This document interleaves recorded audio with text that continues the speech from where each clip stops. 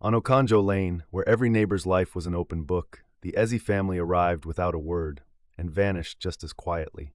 But in their wake, they left behind whispers of dark rituals, strange symbols, and a house that no one dared to enter. As the neighbors exchanged uneasy glances, one thing became chillingly clear. Whatever haunted the Ezi family was still lurking in the shadows, waiting to strike again. The Silent Strangers of Okonjo Lane. Okonjo Lane was like many of the quieter streets in the outskirts of Lagos. Though not particularly remarkable at first glance, it was alive with a sense of community and shared history. The street bustled with the activities of its residents, children playing, vendors calling out their wares, and neighbors exchanging friendly banter. In the evenings, the sound of distant radios mixed with the warm, spicy smells of dinner being prepared in the homes that lined the lane. At the heart of Okonjo Lane was Papa Bassi, the street's unofficial elder and watchman. His presence on the old wooden chair outside his home was as reliable as the rising sun. With his faithful dog Timmy by his side, Papa Bassi had spent years watching life unfold on Okonjo Lane. He had seen families come and go, witnessed countless quarrels and reconciliations, and been privy to the kinds of secrets that only an elder would know. Though well into his 70s, Papa Bassi was sharp-eyed and sharper-tongued.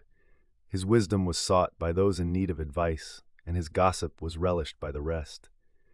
Sitting outside his small bungalow, sipping hot tea from a chipped mug, he was an observer of life, quietly noting every shift and change in the rhythms of the lane. One afternoon, as the heat of the day began to wane, something new arrived on Okonjo Lane, a family moving into the dilapidated house at the far end of the street. The house had long been abandoned, a forgotten relic of better days when it had once stood proud and well kept. Over the years, vines had crept over its walls, and the windows had become clouded with dust and grime. The roof sagged in places, and the front yard was more overgrown jungle than garden. The arrival of the new family was unexpected. Mr. Ezi, a tall, gaunt man with hollow cheeks, arrived with his wife, Mrs. Ez, and their 2 children. They moved in quietly, with little fanfare. No moving trucks or loud greetings. They simply appeared, as if they had materialized out of thin air. The family seemed well prepared for their new life in the crumbling house, quickly settling in without asking for help or offering introductions. Papa Bassi, ever curious, watched the new arrivals with a keen eye. There was something about them that felt different. Okonjo Lane was a place where neighbors knew each other's business, and greetings were an unspoken rule. But the Eza family kept to themselves, exchanging no pleasantries with the other residents. They walked swiftly down the lane with their heads down, avoiding eye contact, speaking in quiet voices that never rose above a murmur. It didn't take long for the other residents to notice this unusual behavior. Mama Amaka, the neighborhood tailor, was one of the first to voice her unease. "They don't greet, they don't even smile," she said one morning as she stitched a customer's dress. "I don't like it." "They're probably just shy," Mr. Johnson, the schoolteacher, suggested. He was always the one to give people the benefit of the doubt. But the unease only grew as more people observed the Easy family. Despite the oppressive Lagos heat, the family kept their windows shut tight and curtains drawn, even on the hottest days. At night, strange flickering lights could be seen through the cracks in the curtains, and soft, rhythmic sounds, almost like chanting, seemed to emanate from the house. The street's usual noises seemed to fade when the Eza house was in view, as if the house itself absorbed the sounds of the lane. Then there was the matter of the animals. Papa Bassi's dog, Timmy, who had always been a calm and gentle creature, began behaving oddly whenever the Ez family passed by. He would growl low in his throat, his hackles raised, and his eyes fixated on them as if seeing something that no one else could. The other animals on the lane, the stray cats that wandered from yard to yard, the goats that grazed by the roadside, also seemed unnerved by the presence of the Ezis. They avoided the house entirely, skirting around it as if an invisible barrier had been erected. This behavior became even more pronounced after the Eze family had been on the street for a few weeks. It wasn't just Timmy who acted up. Other dogs in the neighborhood started barking when the family passed by. They would growl, bark furiously, and sometimes even refuse to pass near the house altogether. "It's as if they can see something we can't," Papa Bassi muttered to himself one evening, scratching his chin thoughtfully. The residents of Okonjo Lane were starting to talk. Whispers circulated about the odd family who never greeted anyone, who seemed to live in their own world behind those drawn curtains. It wasn't long before suspicions began to form. "I've seen them walking late at night," Mama Amaka whispered to a group of women one afternoon as they gathered outside her shop. "Around midnight, just walking, not talking, not even looking around. It's not normal." "They don't seem interested in anything we do here," agreed Madame Ifeoma, the baker, whose shop was just across from the Ez house. "They come and go as if they're passing through." One night, things took an even stranger turn. It was late, past midnight, when Papa Bassi was awoken by the sound of Timmy barking furiously. The old man sat up in bed, listening intently. Timmy's barking was usually a sign of trouble, so Papa Bassi grabbed his walking stick and made his way outside. Timmy was standing at the gate, barking in the direction of the Eza house, his teeth bared and his tail rigid. As Papa Bassi approached, he noticed something odd. There was a dim light flickering inside the Ez house, despite the late hour. The curtains were still drawn, but the strange light seemed to be coming from deep within the house, pulsing like the heartbeat of some unseen force. Without thinking, Papa Bassi opened the gate and followed Timmy as the dog cautiously approached the house. He kept his distance, not wanting to startle the family, but something about the scene drew him closer. As he stood there, watching the light flicker behind the curtains, the soft, rhythmic sound of chanting reached his ears. It was a strange, melodic sound, almost hypnotic, and it sent a chill down his spine. He had heard many languages in his time, but this was like nothing he had ever encountered. It was not Yoruba, not Igbo, not Hausa. It was something else entirely. Papa Bassi's heart raced as he stood frozen in place. Timmy growled softly, his eyes locked on the house. The chanting grew louder, rising and falling in strange, dissonant harmonies. And then, just as suddenly as it had started, the light went out and the chanting stopped. For a long moment there was silence. Then, as if nothing had happened, Timmy relaxed, his growling fading into soft whimpers. The street was still once more, and the eerie light from the Eze house was gone. Shaken, Papa Bassi hurried back to his house, his thoughts racing. He had lived on Okonjo Lane for decades, but this was unlike anything he had ever seen. There was something deeply wrong with the Eza family, something beyond the natural world. The next day he gathered a small group of neighbors, Mama Amaka, Mr. Johnson, and Madame Ifeoma among them, and told them what he had witnessed. They listened in silence, their faces pale. "We need to talk to them," Mr. Johnson said finally. "We can't just let this go on without finding out what's happening." The group agreed to pay the Ease family a visit. They knocked on the door that afternoon, but there was no answer. They waited, knocked again, and still nothing. Just when they were about to give up, the door opened a crack, and Mr. Ezzy appeared, his face gaunt and drawn. He looked as if he hadn't slept in days. "Yes?" he asked, his voice barely above a whisper. Papa Bassi stepped forward, trying to keep his voice steady. "We've come to welcome you to the neighborhood," he said. "It's been some time since you moved in, and we haven't had the chance to get to know you." Mr. Ize nodded slowly, but didn't invite them in. Instead, he stepped outside, closing the door behind him. His movements were slow, almost mechanical, and his eyes had a hollow, distant look. "We're just trying to keep to ourselves," he muttered, his voice flat. "It's been a hard few years for us." Before they could ask any more questions, Mrs. Ezzy appeared at the window, her face pale and expressionless. She stared at them through the glass, her eyes dark and unblinking, sending a chill down everyone's spine. "Is there something we can do to help?"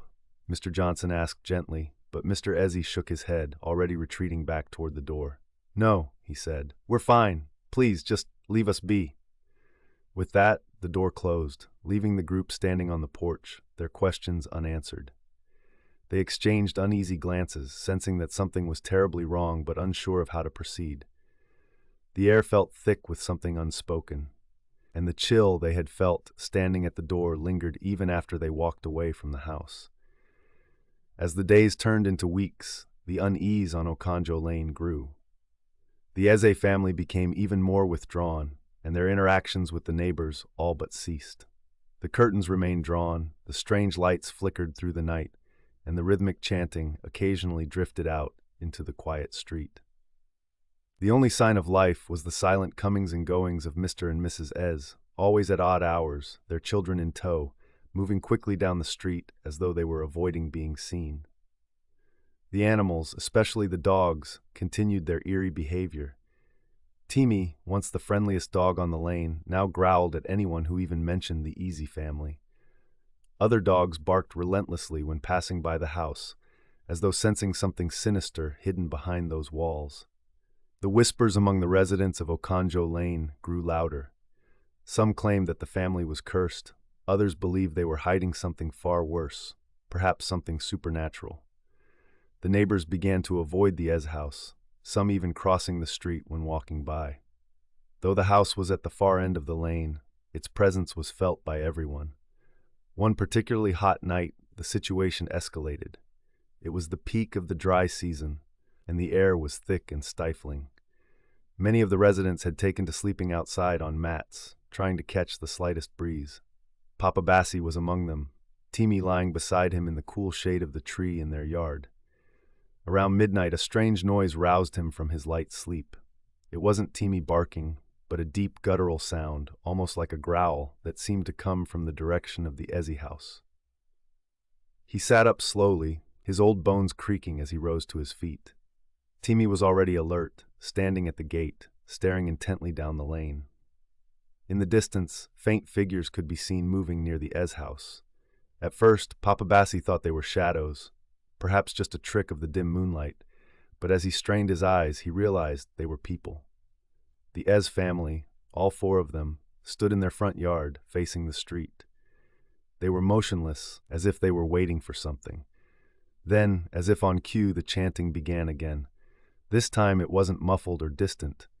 It was loud and clear, echoing down the lane like an otherworldly melody. The voices rose and fell in strange harmonies, the sound pulling at something deep in Papa Bassi's chest, filling him with a sense of dread. Timmy growled low in his throat but remained rooted to the spot, unwilling to leave Papa Bassi's side. The old man, unable to look away, watched as the Eze family slowly raised their arms, their faces still hidden in shadow. The chanting grew louder, more urgent, and for a moment, it seemed as though the very air around them was vibrating. Suddenly, a piercing cry cut through the night, causing the entire lane to stir. Lights flicked on in the houses, and the other residents began to emerge from their homes, confused and frightened by the strange sound. The cry came again, louder this time, and it seemed to come from the Ize house. Papa Bassi's heart pounded in his chest as he watched, but just as quickly as it had started, the noise stopped. The figures of the Ize family lowered their arms and turned, one by one, back toward the house, slipping into the shadows as if they had never been there at all. The strange, oppressive silence returned, leaving the residents standing in the street, murmuring in confusion.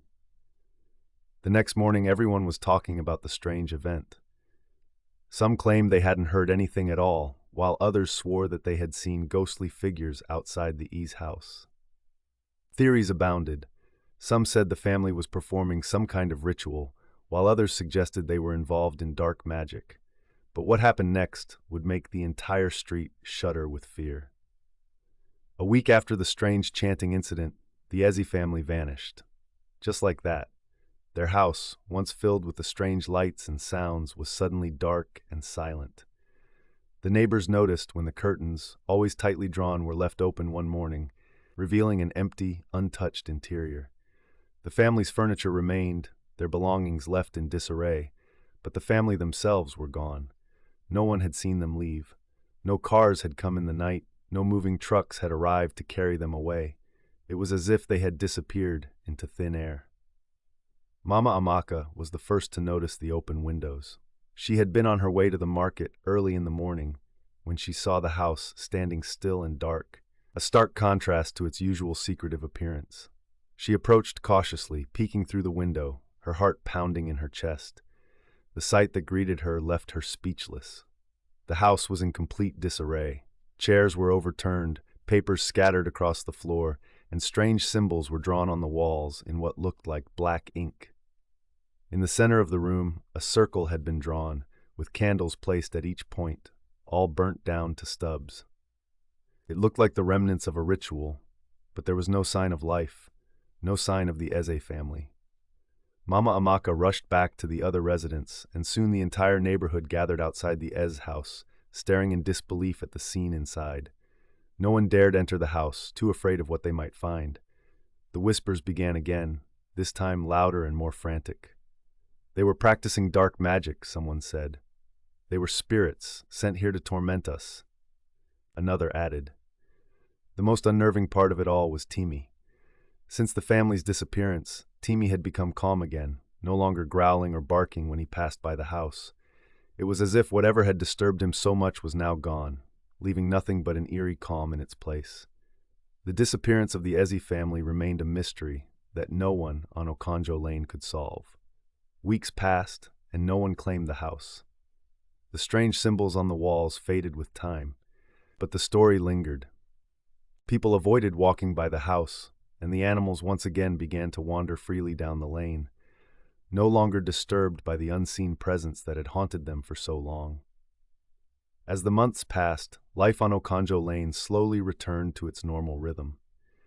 But the story of the silent strangers who had once lived at the end of the lane continued to haunt the residents.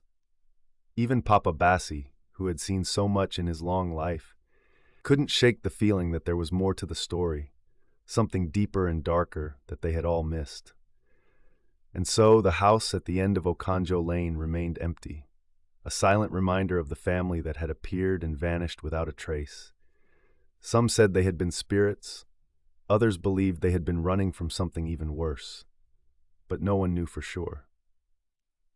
Late at night, when the wind howled through the trees and the moon hung low in the sky, the neighbors sometimes swore they could still hear the faint sound of chanting drifting through the air.